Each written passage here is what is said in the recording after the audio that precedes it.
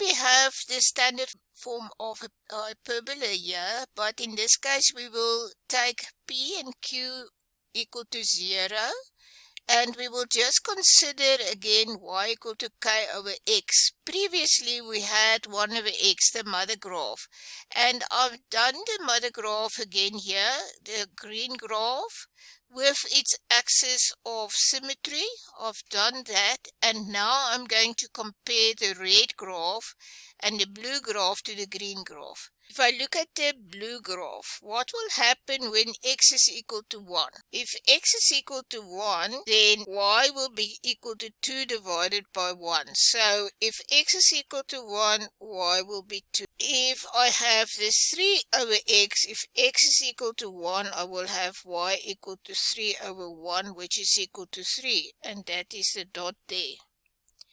And the same if I have x equal to minus 1, then I will have 2 divided by minus 1, that will give me minus 2, and 3 divided by minus 1 gives me minus 3. And the same with, if I take x equal to 2 here, and I put it into 1 over x, then I get a half there. If I put it into x equal to 2 in 2 over x, I will get 2 divided by 2, which is equal to 1, and if I say 3 over 2 will give me 1.5.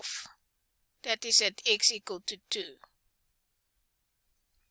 If I look at the negative side, if I take x equal to minus 2, then for 1 over x, I will get minus a half.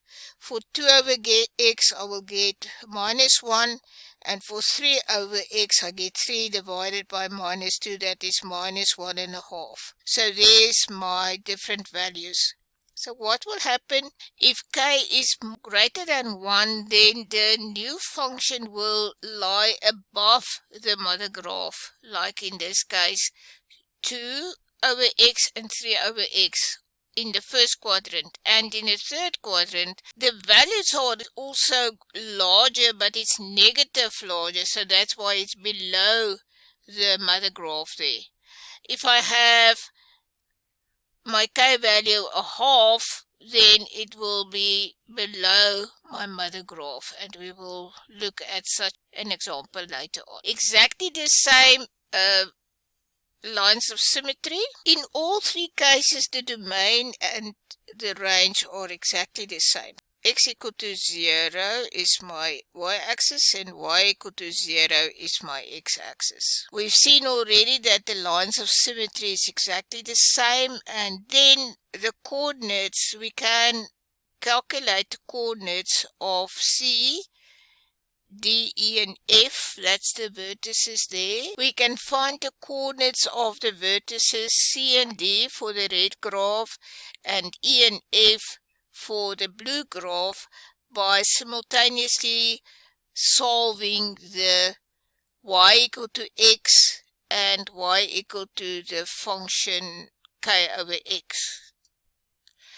Let us use the equation x, y equal to k, the inverse proportional one, and then if x is equal to y or y is equal to x, if I plug it into this equation there, I will get x times x is equal to k.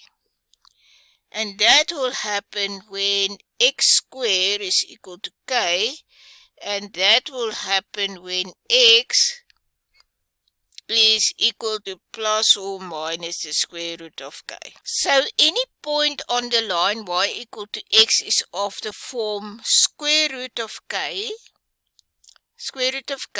because the signs must be the same, and minus square root of k minus square root of k. So for the red one, it will be square root 2 square root 2 and minus square root 2 minus square root 2. That will be the vertices on the red one. So the point C, which is the top one there, I will show you just now. So point C is square root 2, and point D is minus square root 2 minus square root 2.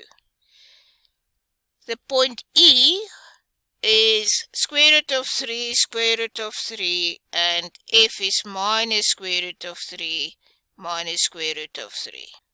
Our red graph here is y equal to 2 over x, so C will be square root of 2, square root of 2, and the blue graph is 3 over x, so E will be square root of 3, square root of 3. And if we go to the third quadrant, then the blue graph will be minus square root of 3 minus square root of 3, and D will be minus square root of 2 minus square root of 2. It is really very easy once you understand what a vertex is. So A, B, C, D, E, and F, they are all the vertices. And you will encounter a lot in first year mathematics on hyperbolas which is not rectangular, like in this case where it is boxed in between the x and y axis, so you will see other conic shapes.